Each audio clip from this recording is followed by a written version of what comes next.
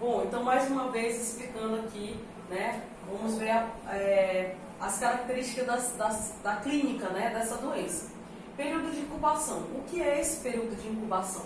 Período já ia dizer intubação, desculpa. Período de incubação, né, quanto tempo demora para os primeiros sintomas, né, para esses primeiros sintomas aparecerem. Então, quando a gente fala incubação, a gente fala incubado, né? Quanto tempo ele passa escondido ali no organismo humano. Então, quanto tempo esse vírus ele está instalado na pessoa, no entanto, ele não apresentou a sintomática característica da Covid, né? Então, quando a gente falar qual o período de incubação da doença, no caso da Covid, ainda é incerto. Mas qual a estimativa, né?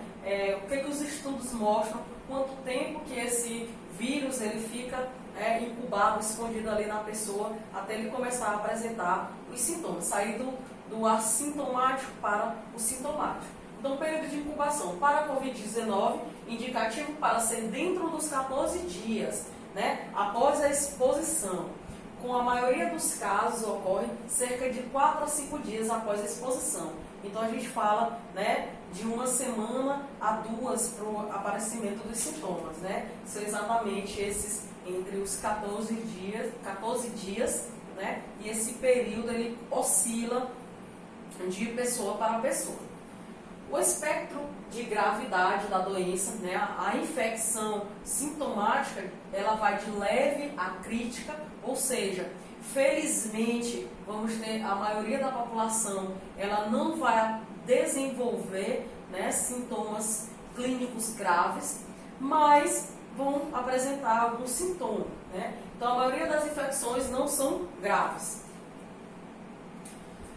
Leve, sem ou pneumonia ligeira, né, que é uma pneumonia leve, foi referida em 81% da população, nesse estudo que nós estamos falando, né? Então, a doença grave, por exemplo, como dispneia, hipóxia, né, envolvimento do pulmão de 50% em imaginologia dentro de 24 a 48 horas. Então, foi relatado em 14% da população estudada. Então, assim, o que isso quer dizer? Que a doença grave, quando a pessoa desenvolve a Covid de forma grave, ela evolui muito rápido, né? Gente, 24 a 48 horas para ela desenvolver, né, uma dispneia, uma hipóxia, por exemplo, que são os sintomas mais graves da Covid, ela evolui muito rápido, 24 a 48 horas. Então, a gente tem uma grande porcentagem de pessoas, né, que tem a necessidade de ter uma ventilação mecânica, né, de ser entubada e ser conectada ao ventilador mecânico para poder a gente controlar essa hipóxia, essa dispneia no paciente, para que a gente tente recuperar essa pessoa. Então, a doença crítica, por exemplo, com insuficiência respiratória, choque ou disfunção de múltiplos órgãos, foi relatada em 5%. A taxa global de casos fatais foi de 2,3%, né? Nenhuma morte foi relatada entre os casos não críticos, nesse estudo feito em Singapura, né? Mas, com base nesse estudo, a gente tem uma referência de que todos os outros locais e todos os outros estudos, a margem de porcentagem, né, são essas aqui também. Então, a maioria dos casos fatais ocorre em pacientes com idade avançada ou com comorbidades médicas, então a tão falada, né, grupo de risco, né, são as pessoas que têm algumas comorbidades.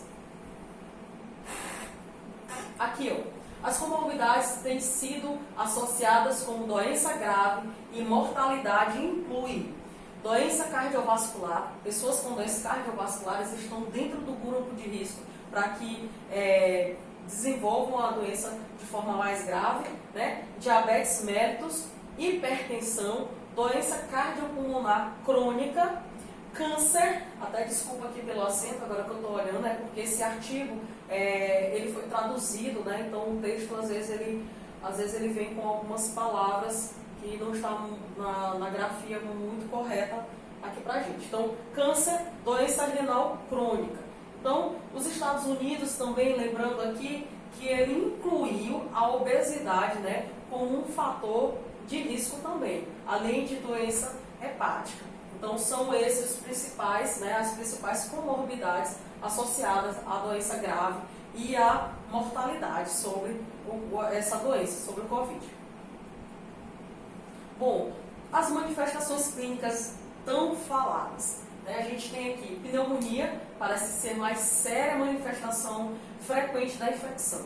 Então, ela atinge o sistema respiratório, né, e ela consegue provocar desde uma pneumonia leve a uma pneumonia mais grave. Então, caracterizada principalmente pela febre, tosse, dispneia, né, infiltrados bilaterais, que é evidenciada no raio-x ou tomografia, né, e na imagem do tórax. Características incertas. Febre de grau muito baixo, 38 graus, que geralmente ela apresenta uma febre mais elevada, uma febre mais alta. Elas são indicativos de um alerta maior, né? Distúrbios do paladar. Então, algumas pessoas desenvolvem, né, essa falta de paladar, né? Ela fica inibido, vamos dizer assim. Dor de cabeça, dor na garganta e coriza. Gastrointestinais, o que a gente vai apresentar? Náuseas e diarreia, né? Então são dos distúrbios, né, que a Covid pode apresentar, mas de forma mais incerta. Não é todas as pessoas que vão apresentar, mas elas podem vir com essas características, com essas queixas, né? Inclusive as principais, né? Os 3 sintomas principais da doença é a febre, a tosse e a falta de ar, juntamente com o cansaço, né? A gente fala em mialgia, aquela dor muscular intensa, né? Desde leve até intensa. E a cefaleia. Então, alguns pacientes com sintomas inicialmente leves podem evoluir ao longo de uma semana para a pneumonia com sintomas mais graves, como a dispneia.